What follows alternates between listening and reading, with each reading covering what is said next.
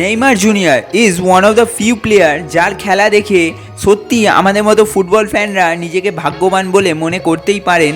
যারা ফুটবলটা ঠিক করে দেখেনও না তারা মেসি রোনাল্ডোর পর অন্তত নেইমারকে চেনেনি। শুধু ফুটবলই নয় বরং এন্টায়ার স্পোর্টস হিস্ট্রিতে সবচেয়ে দামি খেলোয়াড় এখনও অবধি Neymar da Silva Santos Junior. এত ট্যালেন্ট থাকার পরেও মেসি রোনাল্ডোর পর এই ডেকেডের arguably third best player Neymar কখনো নিজের পোটেনশিয়াল অবধি পৌঁছাতে পারেননি। তো আসুন দ্য প্রিন্স নেইমারের কেরিয়ারটা দেখা যাক এখনও অবধি যে কেন তিনি তার উচ্চতায় পৌঁছাতে পারলেন না।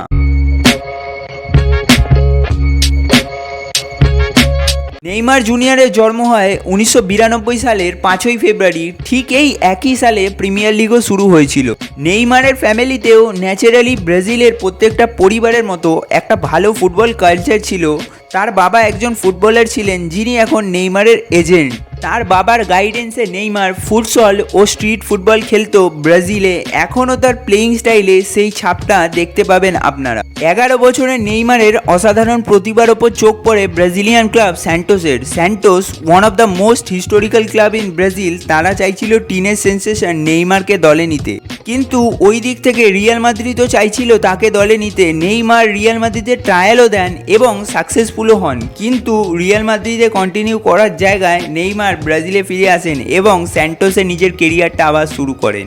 এই সময়টা ছিল গ্যালাকটিকো। রিয়াল মাদ্রিদে তখন Brazilian Ronaldo Nazario, রবিনো, Roberto Carlos ছিলেন। নেইমার তাদের ছায়া অনুসরণ করেই রিয়াল মাদ্রিদে গেছিলেন। তিনি সেটা রিসেন্ট একটা ইন্টারভিউতে স্বীকারও করেছেন, কিন্তু তার ডেস্টিনিটাই হয়তো ছিল স্যান্টোস থেকে নিজের কেরিয়ারটা শুরু করা। 17 বছর বয়সে নেইমার প্রফেশনাল ডেবিউ করেন স্যান্টোসের হয়ে 2009 সালে। 2010-এ নেইমার স্যান্টোসের হয়ে একটা বড় সিজন ড্রপ করে। 60 খেলাতে নেইমার সেবার 42টি গোল করেন। এই সিজনটার পর নেইমার ক্লাবের কাছে এতটাই গুরুত্বপূর্ণ হয়ে ওঠেন যে যখন নেইমার এবং ক্লাব কোচের মধ্যে একটা বিবাদ হয় এবং ক্লাবকে যে কোনো একজনকে ক্লাবে রাখার সিদ্ধান্ত নিতে হয়, তখন তারা কোচকে স্যাক করে নেইমারকে ক্লাবে রাখে।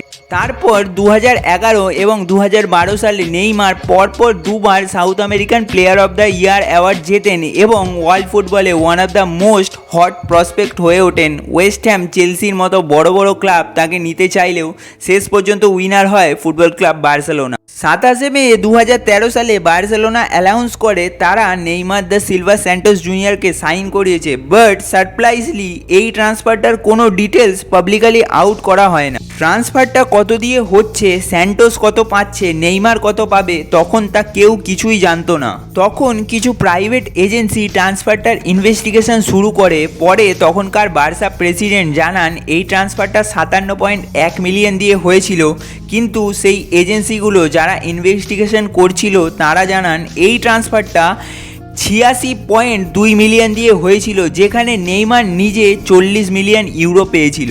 2013 থেকে 2017 সাল অবধি নেইমার বার্সেলোনাতে ছিলেন এবং এই 4 বছরে 2টো লা লিগা, 3বার কোপা দেল রে এবং একটা চ্যাম্পিয়ন্স লিগ জেতেন, যার মধ্যে একটা ট্রেবল উইনিং সিজনও ছিল 2014-15-তে। তখন একটা ডেডলি অ্যাটাকিং থ্রিও গঠন হয়েছিল বার্সেলোনাতে, নেইমার, সুয়ারেজ এবং লিওনেল মেসি।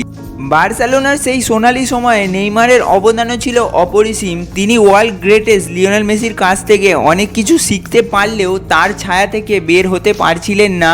ইভেন 2015-তে নেইমার ব্যালন ড'রতে থার্ড ফিনিশ করেন মেসি এবং রোনাল্ডোর পরে। নেইমারের বার্সেলোনাতে শেষ সিজনে চ্যাম্পিয়ন্স লিগে বার্সেলোনা পিএসজির বিপক্ষে একটা হিস্টোরিক্যাল 6-1-এর কামব্যাক করেন। তার মেন ম্যান ছিলেন এই নেইমার জুনিয়রই। এই ম্যাচটায় নেইমার 2টো গোল এবং সেই লাস্ট মিনিট উইনিং গোলটার অ্যাসিস্টও করেন। যখন বার্সেলোনা এই খেলাটা জেতে, নেইমারের এত ভালো পারফরমেন্স থাকার পরেও ফ্যান্সরা লিওনেল মেসিকে নিয়ে ব্যস্ত ছিলেন। এটা থেকেই হয়তো নেইমারের মনে হয়েছিল তিনি বার্সেলোনার জন্য যাই করুক না কেন তিনি কখনোই লিওনেল মেসির শ্যাডো থেকে বেরোতে পারবেন না।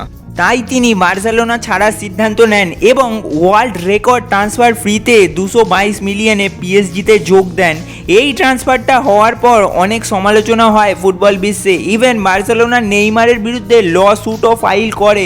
জাস্ট এই একটা ট্রান্সফার পুরো ফুটবলের ট্রান্সফার মার্কেটটাকে পুরোপুরি বদলে দেয়। তাই এখন আমরা দেখতে পাই মাত্র 17-18 বছরের বাচ্চা ছেলেরা কত দাম দিয়েই না বিক্রি হয়। ফুটবলে অনফিল্ডে নেইমারের জন্য অনেক কিছু বদল আসে, তিনি পিএসজির জন্য নাম্বার 10 হয়ে ওঠেন তখন, কিন্তু এইখানে এন্ট্রি হয় আর একজনের। পিএসজি তখন টিনের সেন্সেশন কিলিয়ান এমবাপ্পেকেও কেনে। প্রথম দিকে স্পটলাইটটা নেইমারের ওপর থাকলেও ডে বাই ডে কিলিয়ান এমবাপ্পের ইমপ্রুভমেন্ট, বিশেষত ওয়ার্ল্ড কাপ 2018-তেই এমবাপ্পের এরকম সেন্সেশনাল পারফরমেন্সের পর পুরো গোটা ফুটবল ওয়ার্ল্ডের স্পটলাইটটা নিজের দিকে করে নেন 18 বছরের world cup winner Kylian Mbappe.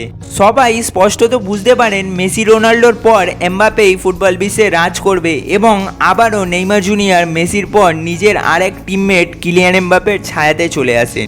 World cup 2014 quarter ফাইনালে ব্রাজিল ভার্সেস কলম্বিয়ার মধ্যে ম্যাচটায় নেইমারের সেই হরিফিক ইনজুরিটার কথা প্রায় প্রত্যেকেই জানে।